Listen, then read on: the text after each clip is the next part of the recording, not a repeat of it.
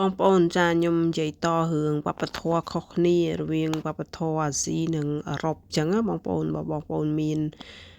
ឃើញគូស្វាមីភរិយាដែលគាត់រៀបការឆ្លងជនជាតិឬមួយក៏រៀបការជាមួយជនជាតិផ្សេងជាពិសេសអឺរ៉ុបឬមួយក៏អាមេរិកអូស្ត្រាលីអីអញ្ចឹងណាខ្ញុំអត់ដឹងទេសម្រាប់អ្នកផ្សេងប៉ុន្តែខាងឪពុកម្ដាយក្មេកខ្ញុំនេះគឺថាគាត់ទំនៀមទម្លាប់គាត់នៅពេលដែលមានខួបកំណើតរបស់កូននីមួយៗហ្នឹងគឺគាត់តែងតែផ្ញើលុយឲ្យឯងយើងកូនប្រសាហ្នឹងក៏គាត់ឲ្យលុយដែរចាពេលខួបកំណើតនិងបុណ្យ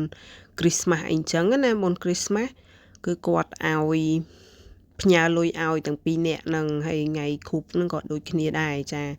គឺតែងតែផ្ទេរលុយមកតាមធនាគារអញ្ចឹងទៅណា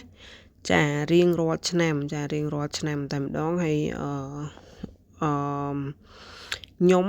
ធ្វើតាមទំនៀមទម្លាប់ខ្មែរយើងពេលយើងទៅលេងអញ្ចឹងទៅយើងជូនលុយជូនអីអញ្ចឹងជូនលុយជូនកាក់គឺគាត់អត់យកទេបងប្អូនគាត់អន់ចិត្តអញ្ចឹងណាគាត់ថាទំនៀមទម្លាប់គាត់គឺកូនអត់មានជូនលុយជូនកាក់អីទេគឺចង់ឲ្យតែកូនមកលេងទេហើយបើថា